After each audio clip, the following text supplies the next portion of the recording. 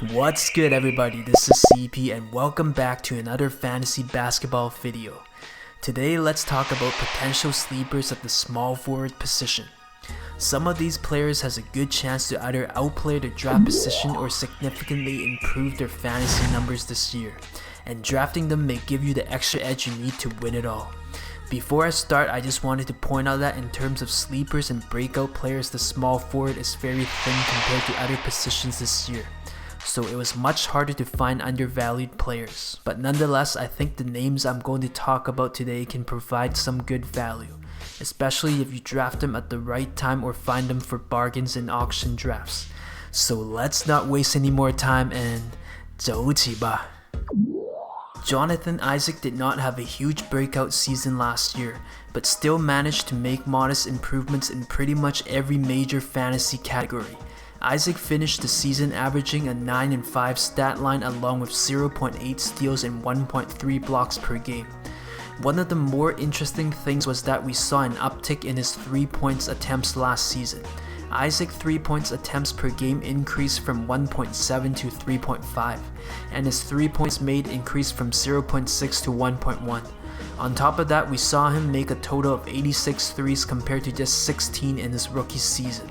All this is a good sign that Isaac's stats should continue to go up in year 3. After 2 seasons, Isaac's per 36 minutes stats remains one of the most intriguing ones in the NBA.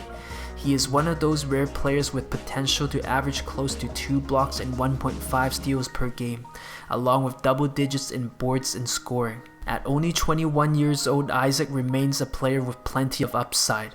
Right now, his fantasy value isn't particularly high, and he seems like a player who is better in roto than points leagues because of his steal and block potential. And if he's able to find a way to score more efficiently next season, we should see him set new career highs in points, threes, and shooting percentages, along with decent numbers in boards, steals, and blocks, making him a potential 5-category difference maker in deeper leagues this year.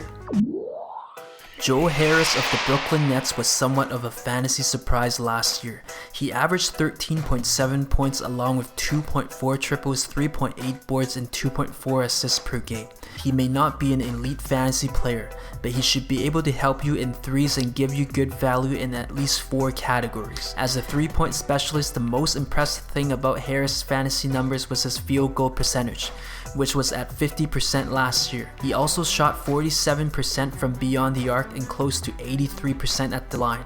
Combine those numbers with only 1.6 turnovers a game, Harris is one of those players who doesn't really hurt you in any category, but could be a huge difference maker when he is hitting his shots. His fantasy ceiling may not be high, but his dual position versatility gives owners more flexibility in their lineup. And based on the Brooklyn Nets projected lineups, he should see starting minutes to start the season. Playing with an elite shot creator like Kyrie Irving should make Harris the benefactor of more open looks this year.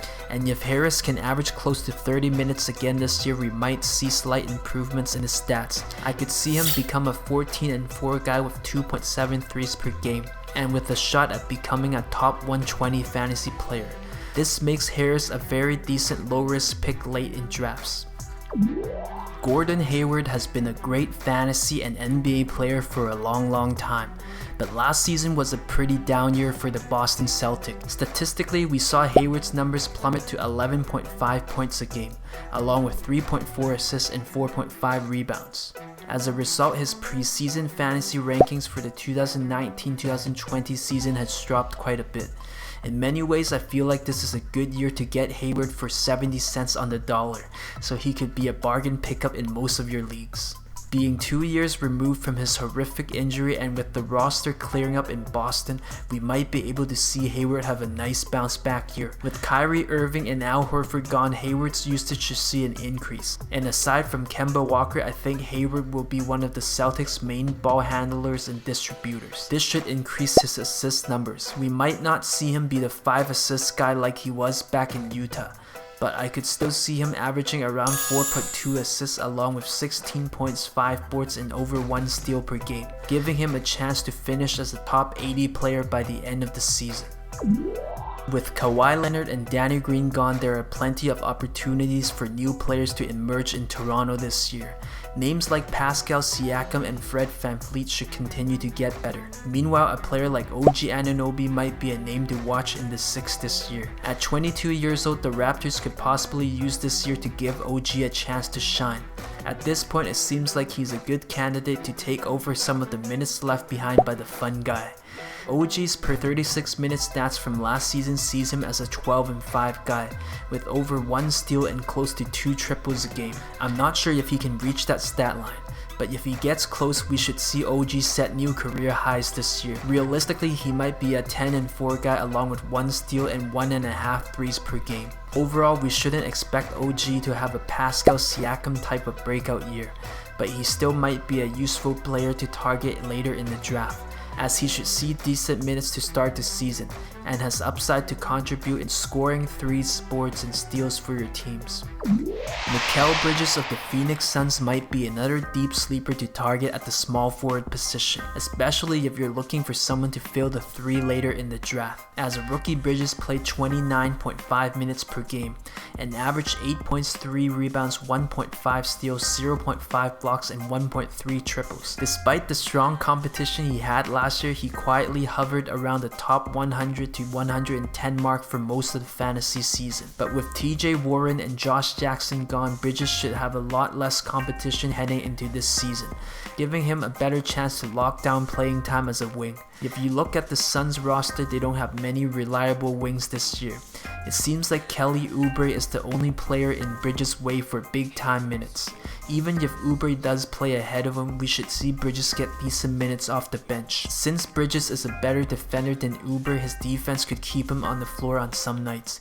He can also guard multiple positions, so I wouldn't be surprised to see Bridges spend some time at the 2 as well. Overall, I think there's a good chance that we can see decent improvements with his stat line this year. Realistically, if all goes well, I could see Bridges scoring around 10 points per game, along with 1.5 triples, 3.8 rebounds, 1.8 steals, and 0.7 blocks, making him a pretty sneaky good ad for someone who can give you a boost in 3 steals, blocks, and boards, and he might become a very reliable difference maker in close matchups week after week. If you want to watch more fantasy basketball related videos like this one, make sure you go through my fantasy playlist with the links right here. In my other videos, I talk about potential sleepers and breakout players you might want to target in other positions. On top of that, I also share potential game-changing fantasy tips that can help you win it all this year. Let's go, baby!